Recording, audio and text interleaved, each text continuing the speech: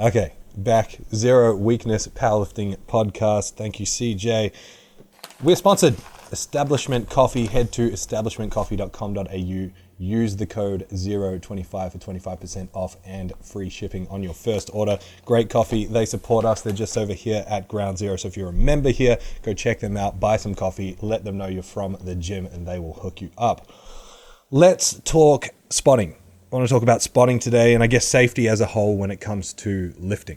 My man Rido, one of our members here, an amazing squatter, amazing lifter, really strong dude, massive calves as well. Shout out to Rido's calves, they're insane.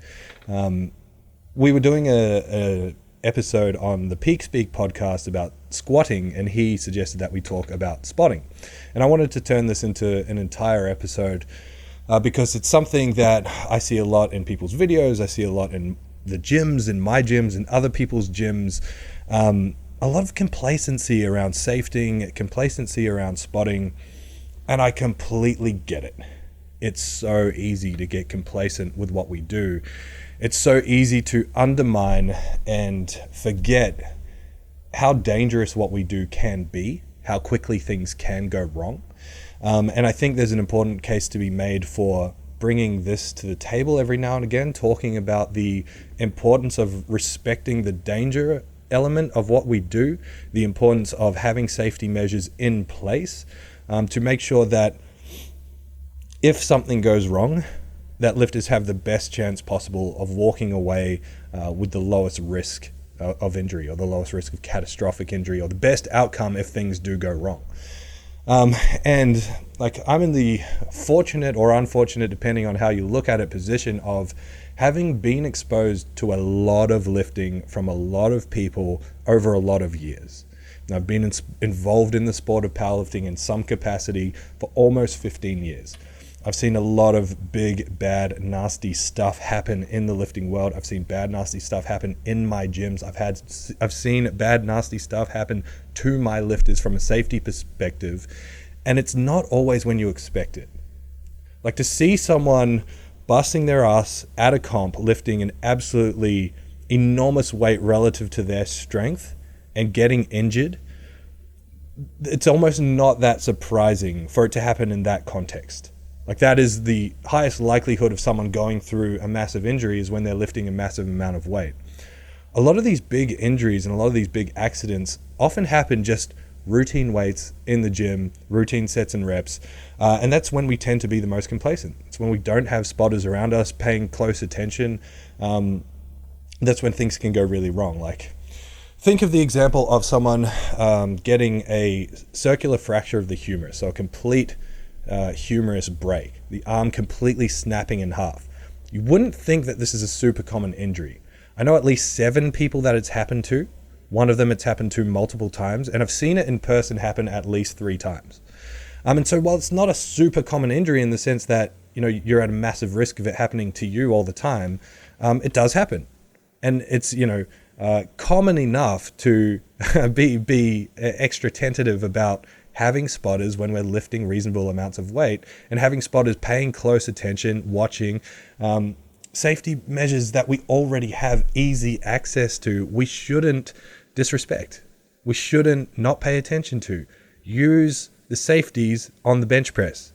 It only takes a split second for something to go wrong, and in that context, it can be dangerous or even fatal.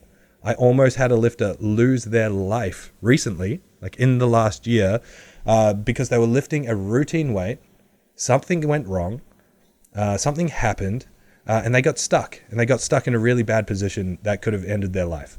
And it was a miracle that they got out of that position. And I mean, they are extremely grateful for the fact that they got out of it. I'm extremely grateful for the fact that they got out of it. But it would have never crossed their mind, would have never crossed anyone's mind doing that routine kind of weight for that routine kind of set and rep structure that they were doing, that something might go wrong. And so what I'm saying here is that we need to pay attention to this stuff.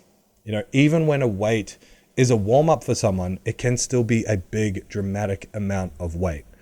And so, like, think of a squat. Think of someone who squats 350 kilos doing 270 for a few reps. If they go down with that, if they snap a quad in half, they snap their patella tendon, they snap something, one back spotter is not going to do shit in that circumstance. In fact, one back spotter is probably going to get injured. Like that one back spotter can cop it. I've seen at least 3 people tear biceps off the bone back spotting squats that weren't crazy, that weren't crazy to the person that was squatting, just because they weren't prepared. They're like, oh, one spot will be fine. It's just a routine weight. I don't need help with this.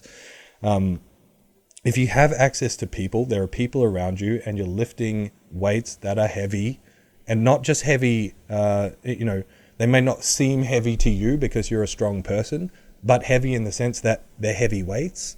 You should have spotters, and those spotters should know what they're doing. They should stay close. A single back spotter spotting you with 300 kilos, if you go down, they're not doing jack shit.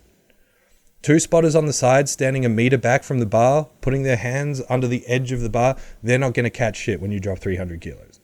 And so we need to take the safety element serious. What we do is dangerous. There is risk. I implore you to respect that risk for the sake of your longevity in the sport. Like, the last thing you want is to get pinned under a routine weight or go down under a routine weight that you could have had spotters because there were people standing around you, and lose time in the sport or get out of the sport completely because you got horrifically injured. I'm not saying this is scare tactics or anything like that. I'm just saying this is again, we do something dangerous, and sometimes we get so complacent with how often we do it that we forget how dangerous it is. So use spotters, stay safe.